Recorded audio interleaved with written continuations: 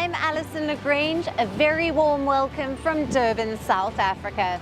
We get you the news and the newsmakers from Africa.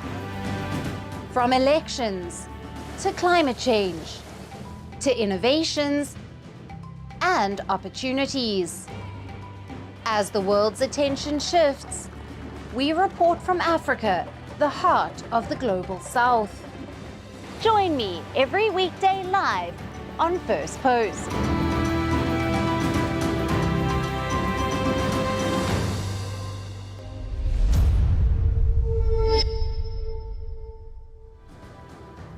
Hello and welcome to First Post Africa, where we get you the top stories from the continent and from across the world. I'm Alyson Grange, coming to you live from Durban, South Africa. First, let's take a look at the headlines. Thousands of Israelis protest in Tel Aviv, calling on Prime Minister Benjamin Netanyahu to resign and for the government to accept a ceasefire deal to release hostages held by Hamas. US President Joe Biden and his 2024 contender Donald Trump are all set for a debate in Georgia, the first face-off ahead of the hotly contested November election. Poland and Baltic states, Lithuania, Latvia, Estonia call for the European Union to build a defense line along the border with Russia to protect the bloc from Moscow's military threats. Bolivian police foil the coup attempt and arrest rebel military leader hours after soldiers stormed the presidential palace in La Paz. And Taipei raises travel warning, asking its citizens to avoid visiting China after Beijing threatened to execute those deemed die-hard Taiwan independence supporters.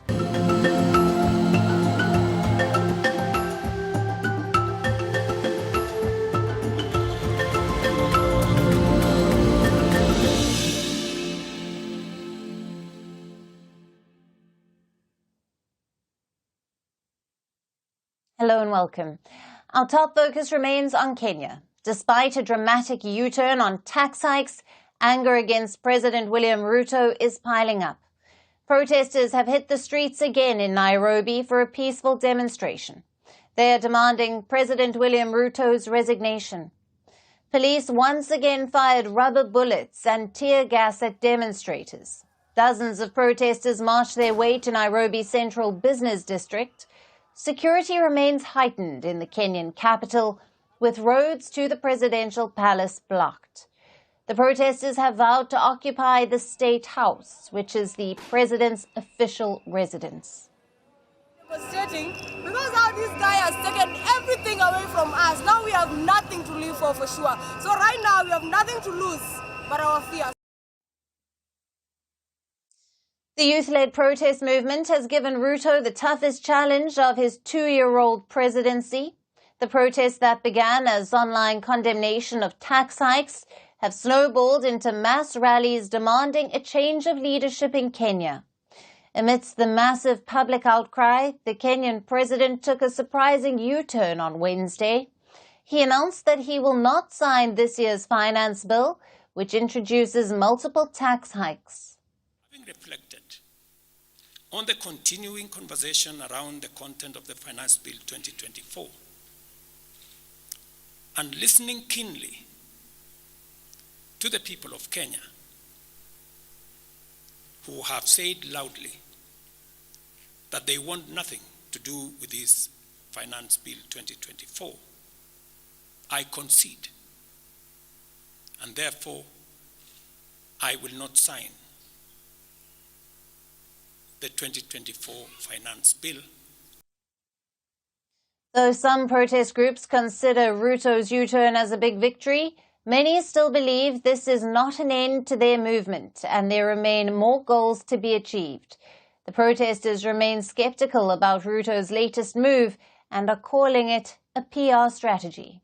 On how Ruto has taken the situation, this guy is very clever. Even though he has refused to sign the bill, definitely after 21 days, it will become a law, meaning we'll have to adopt unto it, and as the youth, we'll have nothing to do. Yeah, so what I will say to my fellow comrades, yeah, we are still going for this until we get what we want right. Ruto's announcement came after week-long protests over tax hikes in Kenya. The youth-led protests largely remained peaceful, however took a violent turn on Tuesday, when police resorted to firing live ammunition on demonstrators, who breached the barricades of Kenyan parliament and stormed the compound. Angry protesters even set a part of the parliament building on fire. They also set alight the governor's office just a few hundred meters from the parliament. At least 23 people have died and dozens have been injured in the violence. Reacting to the chaos, William Ruto had said that the demonstrations were hijacked by dangerous people and vowed to take a tough line on violence and anarchy. The situation also caught international attention, with several nations, including the US, Canada, the UK, as well as regional and international bodies, urging for peace. Ruto, while withdrawing the bill, said the move will lead to a significant hole in funding for several development programs. He had deemed the increases necessary to reduce Kenya's massive debt, which equals around 70% of the country's GDP. So it is to be seen how a leader who came to power with a promise to navigate the country through the economic hardships now delivers while facing an unprecedented political turmoil. For more on this, we have with us governance and security analyst and tax justice activist Stella Agara, who is joining us live from Nairobi. Thank you for being with us on Firstpost. Thank you for having me, Alyson. Now, despite a major U-turn by William Ruto, protesters are back on the streets of Nairobi. The police once again fired tear gas at the protesters. The people on the streets are angry and they want President Ruto to go. Can the Kenyan president manage to quell this anger? And what should he possibly do next? He has a huge task ahead of him. He has a really, really huge task. Quelling the anger of the citizens right now is not easy. I think yesterday he spoke a little bit late in the day. When I say late in the day, I mean the day yesterday. Because throughout the day, the Gen Z and the young people online were planning for a 1 million march today. So de-escalating that within a night was going to be almost impossible, which is what may have resulted in the protests today. There are definitely other interests that have now come into this conversation, and I think this is something that I'm on record having spoken on different spaces, that there are other interests that have now come into this conversation. People who have now realized that the group that was protesting against the finance bill has been able to make him cave. And of course, this was a natural thing that was going to follow this. He has the task of convincing Kenyans that the commitment he made yesterday of withdrawing the bill is actually the truth, because he is on record as having lied a lot to Kenyans. And so Kenyans are waiting to see what he's going to do, especially because Parliament is going to recess. There's a procedure that needs to follow his refusal to accent. Then the document goes back to Parliament. There's a procedure that needs to follow this, and Kenyans are not confident that he's going to get time. In the absence of this process, after 14 days, there's a fear amongst Kenyans that this finance bill would still come into law. And this is why many Kenyans are still on the streets today. He has options.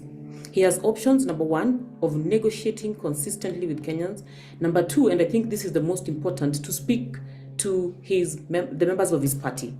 His team, his people are still being rude to Kenyans. There are some of them who have, even up to this morning, are still being very rude to Kenyans. And that is something that Gen Z will not take, cannot take, and of course it's something that has gone with this particular protest that we've had in Kenya.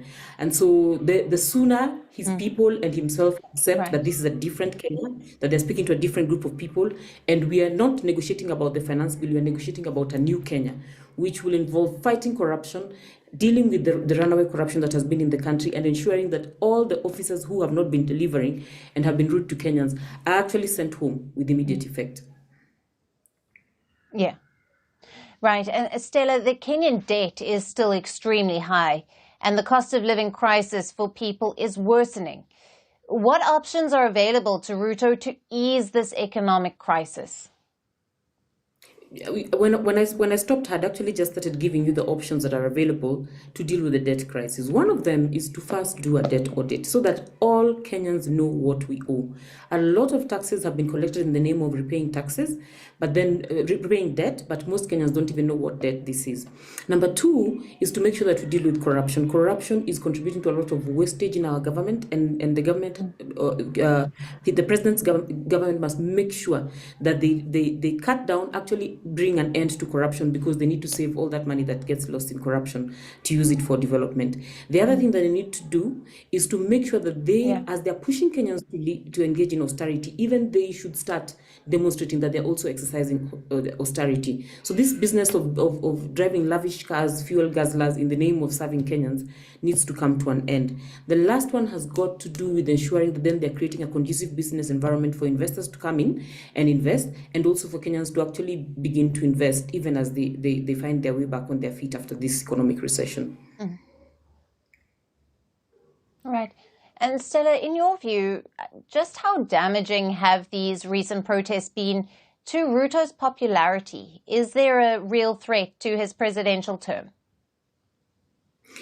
There is a fundamental threat to his presidential term.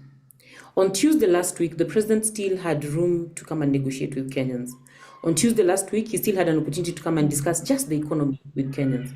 By the time we got into the weekend, his security team now got into abducting Kenyans, especially those who had been seen online to have been mobilizing for the protest. And he held on to some of them until the start of the protests on Tuesday this week. Unfortunately, by the time these groups were going for the protest this week, he was still holding on to some of them. This is a sign to Kenyans that he has no goodwill. Unfortunately, this has been the characteristic of his administration since last year. I should inform your audience that last year we had similar protests concerning the finance bill. He was imposing new taxes, but majority of Kenyans did not know the import of that particular finance bill. So many of them did not come out to protest, and some of them felt it was a disturbance. But 2 months, 3 months after, they started feeling the pinch of that finance bill. So this year, Kenyans have come into this conversation more informed and more equipped, because they've suffered in the last period of 12 months. And now he finds himself in a situation where he was insulting people who have been struggling. They had gone back to 1 meal a day. They have watched his government, embezzling funds, using resources for expensive watches, expensive cars, fuel guzzlers that are fueled by Kenyans and paid for by Kenyans. And he has also set up a very, very huge cabinet that is unnecessary, because he added other positions. And he was proposing to add even more people that Kenyans are supposed to pay. So he's in serious trouble. He is in a lot of trouble. His team did not investigate and figure out and understand what Gen Z are about. And so, unfortunately, they've misunderstood every single step about this group. They have no leader. There's nobody that is going to be able to negotiate with and bribe like he has done in past years. There's nobody that is going to actually be able to arrest and lock up and end this thing, because every person he has arrested, every person who has been abducted since the start of these campaigns has not stopped the resolve of Kenyan citizens. And unfortunately, different groups are all in support of this move. So he has quite a task ahead if he's to maintain the integrity of his office. Stella, thank you very much for being with us on Firstpost Africa and your valued insights there. Thank you for having me.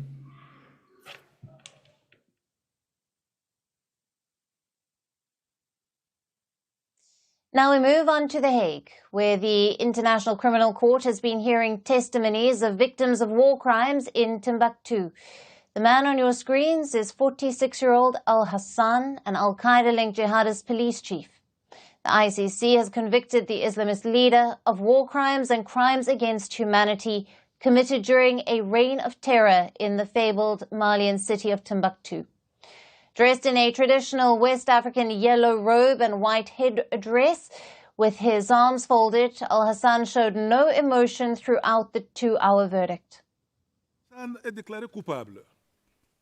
Al-Hassan has been found guilty by majority decision of war crimes and crimes against humanity, including torture, cruel treatment, and outrages upon personal dignity, for the public flogging of 13 members of the population of Timbuktu. Al-Hassan worked with the Islamic police from the beginning of May 2012. During the period covered by the charges, Al-Hassan quickly gained experience and his role became increasingly important. Al-Hassan played an important role in the Ansar Dine Islamist group. In 2012, the Al-Qaeda-linked group took over Timbuktu and tried to impose the Sharia law. The judges also laid out in detail the reign of terror under the militants in Timbuktu, including the use of torture to extract confessions and women being arrested and then raped in detention. There were also incidents of brutal floggings in front of crowds, including children, as well as public amputation by machete.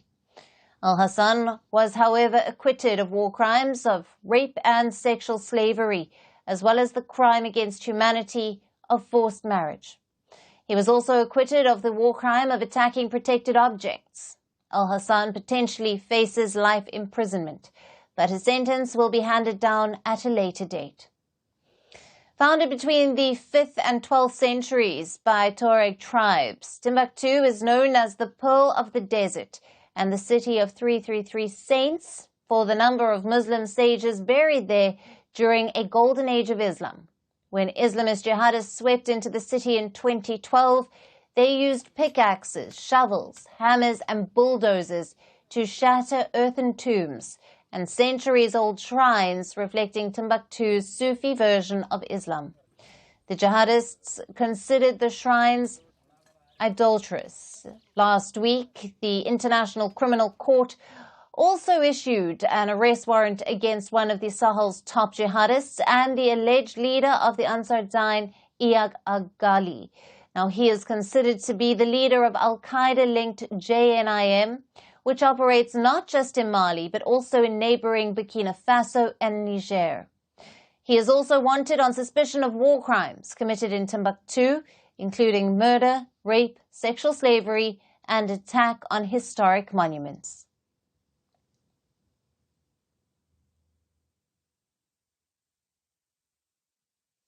Moving on to Niger now, the junta-led nation is considering rerouting its oil pipeline that has been at the heart of a diplomatic dispute with its neighbor Benin. Niger is now looking at partners to reroute the China-backed pipeline through its Malin cooperation with Chad and Cameroon, while a deadlock with Benin remains. Niger has also been facing severe internal security challenges that have disrupted the pipeline operations. The nearly 2,000-kilometer pipeline was built and is operated by a Chinese firm, the China National Petroleum Corporation, or the CNPC. Its construction began in 2019 when Niger and the CNPC signed an agreement with Benin for enabling the exports of Nigerian oil. Now, the pipeline begins from the oil fields in Niger and ends at the Sem port of Benin. Now, as Niger is a landlocked nation, it needs Benin's help for its exports. In April of this year, China agreed to give Niger a $400 million loan to help recover from international sanctions and to increase its oil production almost fivefold with the help of the pipeline. Niamey was supposed to repay the loan by supplying crude oil shipments to Beijing. However, this deal is in jeopardy due to the challenges that the pipeline faces. Let us discuss them one by one. First, the diplomatic row with Benin. The two neighboring nations traditionally shared good ties, but things changed after Niger's military coup in July of last year, which ousted the democratically elected President Mohamed Bazoum. It was then that the ties started to deteriorate. ECOWAS member Benin threatened a military intervention in Niger, which in response closed the border between the two nations, halting trade. Benin then decided to stop Niger's access to its port for exports. However, it could not carry on with its plan for too long, as the trade halt with Niger was affecting its economy. Benin has since used the pipeline as a way to pressurize Niger's military leadership to reopen the border. However, the Niger junta does not want to budge. It does not want Benin to have that leverage. Moving on to the second problem, which is Niger's internal security crisis. The military coup has resulted in public dissatisfaction. Rebel groups who want the ousted president back in power are now fighting the junta. Just last week, a local rebel group attacked the oil pipeline and threatened more attacks if the deal with China is not cancelled. Niger has now suspended its oil exports to China, which it needs to do for repayments. Also, Exports Halt is stripping it from all the profits it could make, and now it is considering rerouting the pipeline through Chad and Cameroon. This option was in fact the original consideration by China and Niger before opting for Benin. This proposed pipeline would have run 600 kilometers from Niger's oil basin Agadem to Doba Basin in Chad. From there, it would connect to the existing Chad-Cameroon pipeline, providing sea access at the port of Kribi. However, running this pipeline would also not be easy. The initial plan was shelved due to the security concerns and due to challenges from terror groups like Boko Haram. It is not clear if Niger would be able to find an investor for this pipeline. The Chad option is not a simple solution, as it involves building a new oil pipeline. We need to find an investor. Will the Chinese, who have already invested in the pipeline to Benin, invest again in the pipeline to Chad?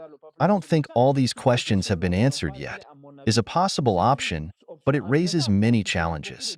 It's not an easy option to implement. The stalled pipeline could impact Niger's economic growth. The World Bank had projected that the West African nation's economy would rebound and grow at the fastest in Africa this year at a rate of 6.9%, and it cited the oil exports as a key boost.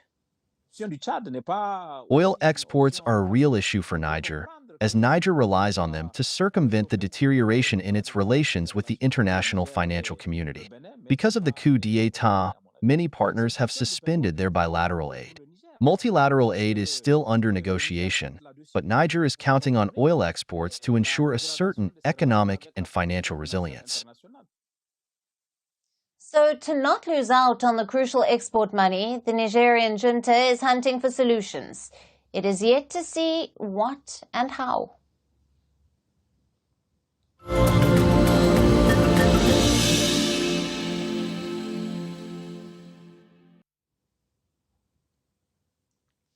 And finally, to our special segment, Resurgent Africa.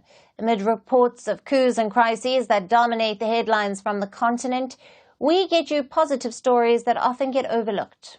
In a stunning revelation that's turning the animal kingdom on its head, scientists have discovered that African elephants call each other by unique names. The study has brought to light a whole new level of elephant communication, proving once again that these gentle giants are socially smart. Our final report reveals how these majestic creatures stay connected across the vast savanna. The animal kingdom never ceases to amaze with its diversity and complexity. From the intricate dances of honeybees to the sophisticated vocalizations of whales, animal behavior is a rich tapestry. It offers endless fascination and insight into the natural world. For years, scientists have delved into the mysteries of animal behavior. They have been seeking to understand how different species communicate, socialize, and interact. This field of study has revealed the intelligence and adaptability of animals. Researchers employ various methods to decode the complex behaviors exhibited by animals in the wild. And now, scientists have uncovered yet another remarkable facet of animal behavior, this time involving one of the planet's most majestic creatures, the African elephant. Elephants are highly social, highly vocal species, and we know there's a lot going on with their communication, but we haven't been able to decipher much. It's quite complicated, the structure of their calls, and we know that if we could get insight into what they're saying, we could really get a new perception on how they think. In a study published in Nature, Ecology and Evolution, researchers have revealed that African elephants are capable of responding to individual names. These names are conveyed through complex low-frequency rumbles that can travel long distances across the savanna. This makes them one of the few wild animal species known to do so. We undertook the study by recording the elephants. They speak infrasonically and sonically, so about half of the the sound in their call is below our level of hearing, so we actually cannot hear it. And so we had to use a special microphone to record these calls, and we also had to be quite close to them because sound attenuates with distance. And so we wanted to get all the structure in that call in order to try to study what's actually going on. The study, led by biologists from Colorado State University's Warner College of Natural Resources, used machine learning to identify these unique vocalizations. They listened to recordings made in Kenya's Samburu National Reserve and Amboseli National Park. The team tested their findings by playing these sounds back to the elephants. They observed that the animals responded more energetically, with their ears flapping and trunk lifting to calls that included their names.